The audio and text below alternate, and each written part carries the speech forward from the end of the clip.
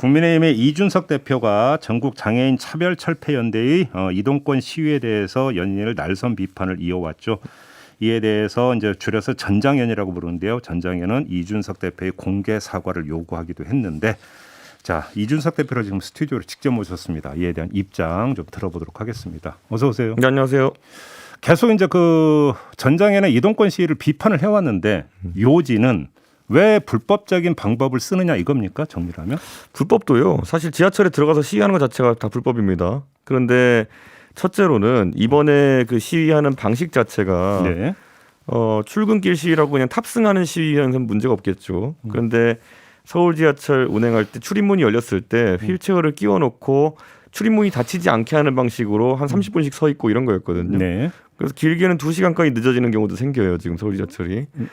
그 탑승했던 분들이 그래서 많은 불편을 이제 느낀다고 이제 하고 있거든요. 근데 이게 단순 불편이 아니라 수십만 명이 타고 있는 지하철을 그냥 한 번에 세워버리는 겁니다. 네. 근데 이런 방식으로 해야지만 본인들의 의사를 관철할 수 있다는 것을 받아들이게 되면요.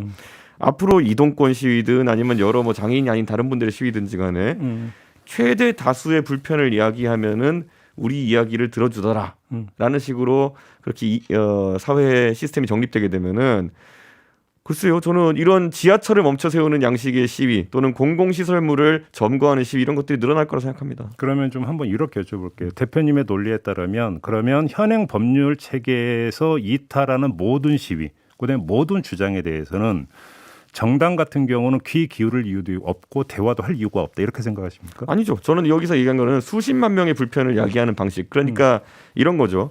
집시법 같은 거 있어서 도로를 점거한다든지 이런 것들은 우발적으로 발생할 수 있는 상황들입니다. 그렇기 때문에 그런 불법에 대해 가지고는 고의성이라든지 이런 걸 묻기보다는 우발적인 경우가 있기 때문에 저도 양해하는 편입니다. 근데 지금 같은 경우에는 지하철을 멈춰 세우는 겁니다. 출입문 사이에 휠체어를 끼워놓고 운행하지 못하도록 하는 것이거든요. 저 이렇게 말씀드릴게요. 저희가 이제 지난 주말에 이걸 제가 많이 비판한 다음에 월요일, 화요일에 3호선, 4호선 시위를 전장연에서 재개했습니다. 그런데 월요일, 화요일 시위는요. 이분들이 그냥 탑승만 하셨어요. 그러니까 탑승해서 이동만 하셨거든요. 그랬더니만은 또 지연이 발생하지 않았어요. 지하철 지연이. 그러니까 저는 이게 역설인 것이죠. 이분들이 휠체어를 끼워놓지 않았다면은 시위하는데도 아무 문제가 없었을 거라는 거죠. 그러니까 그 시위 행위의 어떤 파급, 그러니까 그 영향도 중요하지만 그 시위를 하는 이유, 그다음에 거기서 외치고자 하는 그러니까 목소리 이것도 상당히 중요한 건데 이건 어떻게 봐요? 저는 시위의 대상이 중요하다 봅니다. 예를 들어서 우리가 이동권 문제에 있어가지고 이분들이 진짜 요구하는 것이 있다면은 네. 정치권을 상대로 예를 들어 정치권에 내 말을 들어달라라고 한다든지 우리 요구사항은 이거다라고 하는 것은 아무리 표현이 과격하고 아무리 표현이 좀 그 불편을 야기한다 하더라도 사회적으로 용납이 되죠. 그런데 서울 지하철 3호선과 4호선을 타는 시민들이라고 하면요. 노원, 도봉, 강북, 은평, 서대문, 일산 뭐 이런 쪽이거든요. 여기에 있는 시민들의 최대 다수의 불편을 야기해가지고 이것을 제가 그래서 볼모 삼는다 표현했거든요. 볼모를 삼아가지고 정치권이 말을 듣게 한다라고 하는 방식은 이건 제가 문명적이지 않다고 한 겁니다. 자, 한번 그럼 이걸 여쭤볼게요. 이제 이분들이 이렇게 시위에 나서게 됐던 스토리가 있잖아요. 그 스토리에 대해서는 어떻게 평가하세요? 자, 서울 지하철에 엘리베이터가 100% 설치하는 것이 요구사항이었는데 처음에 지금 보면은 94%가량 성취됐습니다. 네. 그리고 뭐 대흥역이라든지 역사 구조상 설치하기 어려운 그러니까 엘리베이터를 넣었을 때 사유지를 뚫고 지나간다든지 이런 비용이 기하급수로 증가하거든요. 그런 곳들 빼고는 다 설치가 된 겁니다. 100분의 94%라고 하면은요. 그리고 거기에 대해서 오세훈 시장은 3년 이내로 그래도 그 100%를 올리기 위해 노력하겠다는 약속까지 한 상태고요. 자, 그럼 이준석은 그러면 이분들을 안 만나느냐 했는데 이미 작년 8월에 만났습니다. 제가 6월 달에 당대표 됐거든요. 네네. 8월 달에 만나서 이분들에게 장애인 이동권에 대해서 이분들은 지하철에 관심이 있지만은 저는 광역버스와 그리고 시외버스에 저상버스를 투입하는 것에 관심이 있다고 해서 의견 교환까지 했습니다. 그래서 실제로 우리 윤석열 후보하고 59초 쇼츠 공약에 대해 가지고 이제 되게 막 좋은 반응이 있었는데 쇼츠 공약의 세 번째 공약이 뭐였냐면은 시외버스, 광역버스, 저상버스 하거든요. 그 페이스북 저도 봤는데요. 그러니까 이렇게 말씀드릴게요. 이제 이동권에 대해 가지고도 그렇고 이분들이 뭐 탈시설이라든지 여러 장애인 정책도 이야기하시거든요. 근데 이분들의 생각이 100% 선은 아니에요. 또는 100% 옳은 건 아니에요. 그러니까 그 선 뭐 악을 따지기 전에 네. 제가 스토리를 여쭤봤던 이유가 뭐냐면 이제 저도 페이스북을 좀 봤는데요. 대표님의 이제 그 어떤 그러니까 입장인지 보기 위해서 페이스북을 쭉 봤더니 이 말씀을 몇 차례 반복을 하셨더라고요. 그러니까 전임 박원순 시장이 2022년까지 100% 설치하겠다고 약속을 했는데 왜 그걸 가지고 지금 후임 오세훈 시장한테 지금 이야기하느냐 이런 취지의 말씀을 여러 번 하셨더라고요. 이야기 이전에 박원순 시장 시절에는 이런 제가 계속 지적하잖아요. 지하철 문에 휠체어를 끼워놓고 운행을 중지시키는 양상의 그런 시위를 지속하지 않았어요, 이분들이. 그런데 그러니까 오세훈 시장 그럼 쉽게 하면 지금 시위에 일종의 정치적 목적 내지 배경이 있다고 보시는 겁니까? 굉장히 톤이 달라진 것이죠. 그러니까 결국에는 오히려 그 당시에 12년 동안 10년 가까이 이제 서울시장을 하셨던 박원순 시장이 물론 그 기간에 엘리베이터 설치율이나 이런 게 올라갔지만은 그 당시엔 이분들이 서울 시민을 제가 제 표현대로 볼모 잡는 일을 하지 않았거든요.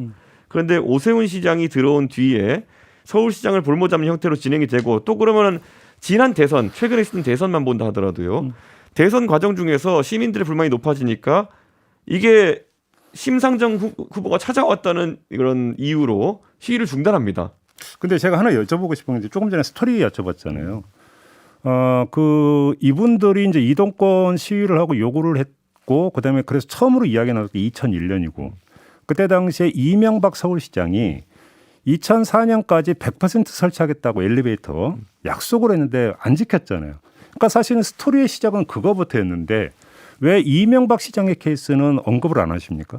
이명박 케이스도 당연히 언급할 수 있죠. 이게 제가 말씀드린 이유는 네. 앞에 아니 제가 이 질문을 드리는 이유는 박원순 시장으로부터 시작이 되면서 톤과 시위 양상이 달랐다고 말씀을 하시면 그 전임 이명박 시장으로부터 거슬러 가서 거기서 다 비교가 돼야 되는데 사실은 100% 설치라고 최초로 약속했던 사람이 이명박 시장인데 그 케이스는 빼고 박원순과 오세훈만 가지고 이야기를 하면 그것도 듣는 사람에게는 착오를 일으킬 수 있다는 아니죠. 말이죠. 그건 그렇게 볼 게 아니라 오세훈 시장과 전임 시장이었던 박원순 시장을 비교한 겁니다. 그래서 그거를 뭐 왜 그럼 20년 전에 이명박 시장까지 안 올라가느냐 말씀하시면은 저는 그것도 언급할 수 있어요. 그런데 말씀드리는 것은 지금 이제 오세훈 시장 취임한 지 채 1년이 안 됐습니다. 그리고 박원순 시장 앞에 전임으로 10년을 지냈습니다. 그렇기 때문에 10년간의 이런 시위 양상이 보이지 않다가 지난 1년 동안에 서울 시민이라면 지하철 타시는 분들은 많이 체감하고 있는 겁니다. 이런 지하철 운행을 중단시키는 방식으로 시위한 거는 오세훈 시장 들어서 많이 격해졌죠. 이 그 질문을 드렸던 이유는 그러니까 이분들의 동기, 다시 말해서 이분들의 행위 양상뿐만 아니라 이분들의 동기도 중요한 건데 20년을 참아온 거잖아요. 그리고 20년을 기다려온 거라면 이분들의 동기라고 하는 것들을 충분히 미루어 헤아리고 거기서 어떤 대화의 자세로 나아가야 되는가도 충분히 판단할 수 있지 않느냐. 바로 이 점 때문에 이명박 시장까지 거슬러 올라가서 질문을 드렸던 저는 그건 거거든요. 굉장히 호도하는 것인 게 자 그러면 우리 사회에 보면은 이분들 어차피 아픔이라는 거는 상대적 비교를 하는 게 옳지 않습니다. 그럼 저는 이분들 못지않게 굉장히 아픔을 가진 분들이 있습니다. 5.18 여순 사건 4.3 이런 것들은 70년에 가까운 아픔이 있었던 분들이고요. 광주 같은 경우는 40년 가까운 아픔이 있었던 것이고 자 그러면 세월호 사건만 하더라도 굉장히 긴 기간 동안 진상규명을 요구하시는 분들이 있죠. 아픔이 있었죠. 근데 적어도 이런 분들 같은 경우에는 제가 아는 선에서는 또 천안함이나 이런 연평해전 같은 것도 있고요. 이런 분들이 최대 다수의 불편을 야기해가지고 본인들의 의사를 들리게 했다는 얘기는 저 들어보지 못했습니다. 이분들이 저는 상대적 비교를 하지 않겠습니다. 그런데 이분들이라고 해가지고 그것이 정당화되어서도 안 되거니와 저는 지금 그러면은 이분들이 만약에 시민에게 이런 불편을 야기하는 방식이 정당하다고 하려면은 야 내가 정치권에 갔더니만 나를 만나주지도 않더라 이런 게 선행돼야 되거든요. 근데 아까 제가 말씀드렸던 것처럼 6월달에 제가 취임하고 7월달에 약속해서 8월달에 바로 만났습니다.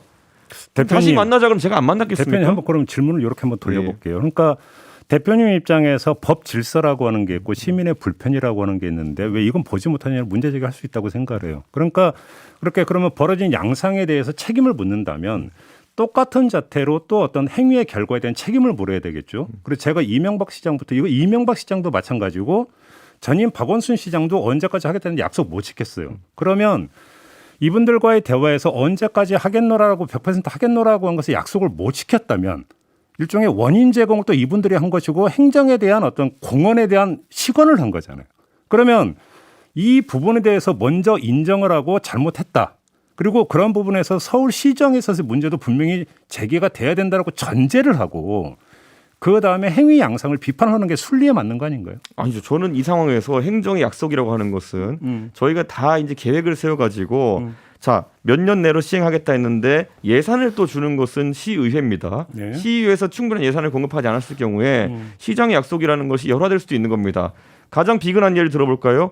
박원순 시장 10년 계실 동안에 서울의 월드컵 대교 완공된 지 13년 가까이 걸렸습니다. 그럼 박원순 시장 월드컵 대교 완공이 안 된 것에 대해 가지고 사과를 해야 될까요? 시의 예산의 상황에 따라 가지고 그런 사업들은 추진이 늦어질 수 있는 겁니다. 동부간선도로 한 차선 확장하는데 15년 가까이 걸렸습니다. 다 사과해야 되나요? 제가 말씀드린 사과하는 것도 좋죠. 그런데 시에 있어가지고 다른 우선순위가 높은 사업들도 이런 것들이 지연되는 건 비일비재합니다. 제가 드리는 질문의 취지는 네. 행정 시간에 대해서는 대표님께서 이런 전후 사정을 충분히 고려하면서 이해를 하시면서 왜 그러니까 전장현의 시위에 대해서는 전후 과정에 대한 이해는 빼버리고 결과만 가지고 추궁을 하느냐. 저는 이 점을 지금 저는 전장현이요. 이동권 시위라든 탈시설 시위라든 아니면 다른 주장으로 시위라든지 간에 시위하는 것 자체에 대해 가지고는 그 주장을 반박할 생각은 없어요.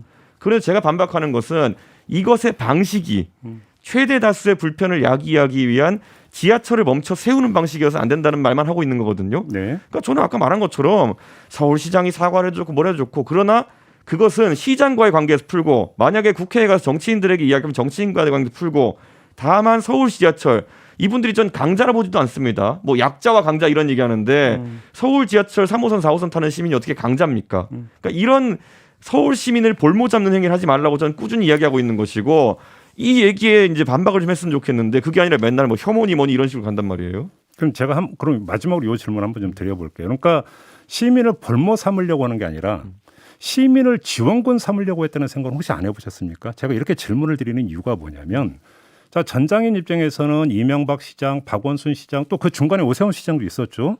근데 그러니까 시장을 거치면서 다 요구를 했고 그때마다 언제까지 100% 하겠다고 약속을 했는데 시건이었어요 전부 다.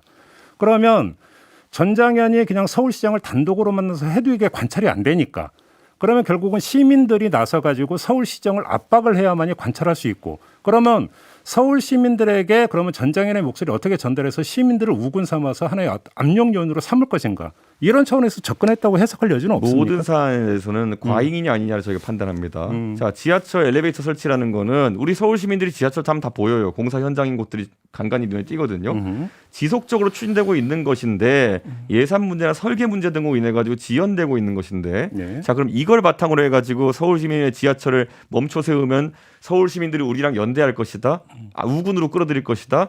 글쎄요. 그런 판단력이었다면 저는 오히려 그게 부적절한 판단이었다고 말씀드리고 싶고요. 지금까지 그렇게 성공적인 것도 않습니다. 그게 만약 성공적이라면요.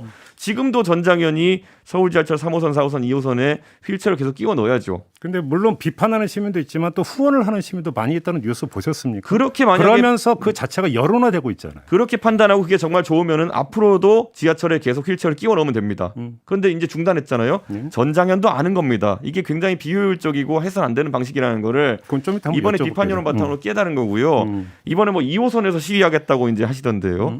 이번에는 그 근거가 뭐냐면 이준석이 사과하지 않으면 2호선에 시위하겠다래요. 이거는 무슨 논리적 개연성입니까? 시간이 다 마지막으로 요걸 이준석한테 불만이 있으니까 서울 지하철 2호선 타는 시민들의 발을 멈춰 세우겠다. 이거는 문명적인 방법이 아닙니다. 그 김종인 전 위원장이 언론 인터뷰에서 이런 말을 했더라고요. 여당의 대표가 되시는 만큼 즉흥적인 반응보다 좀 참고 인내하는 모습을 보이는 것이 정상으로 가는 길이다. 이런 식으로 조언 비슷한 말씀하실 때 어떻게 받아들이세요? 저는 지금까지 우리 당의 정치 원로들이나 아니면 다른 지금까지 정치의 문법이 있어가지고는 애초에 장애인 관련 문제 같은 것은 건드리지 말라가 문법이에요. 그 문법이 지난 몇 개월 동안 서울 시민들과 그런 어떤 전장현 간의 대립이 이어지고 있는 상황에서 아무도 조정에 나서지 않았던 이유거든요. 사실 그런데 저는 이런 것들에 대해 가지고 앞으로 적극적으로 정치권이 개입해야 된다.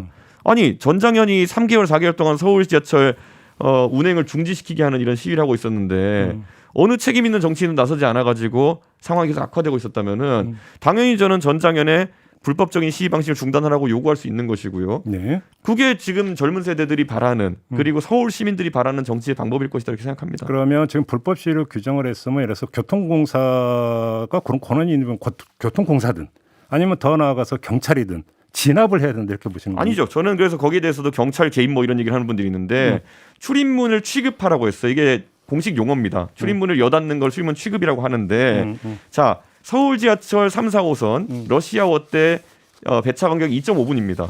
그렇다면은 장애인 시위하는 것에 있어서 탑승 시위라면은 만약에 지금처럼 줄지어서 뭐 2, 30분이 타시는 게 아니라 만약에 일정 시간 다는 다음에 열차가 발차야 되는 시간이라 그러면은 이분들이 다음 열차를 타시면 되는 겁니다. 2분 30초 뒤에 옵니다. 알겠습니다. 근데 지금 같은 경우에는 출입문에 끼워놓고 30분씩 지연시키는 방식을 하고 있기 때문에 그렇게 하도록 유도하라는 거는 굉장히 합리적인 대안입니다.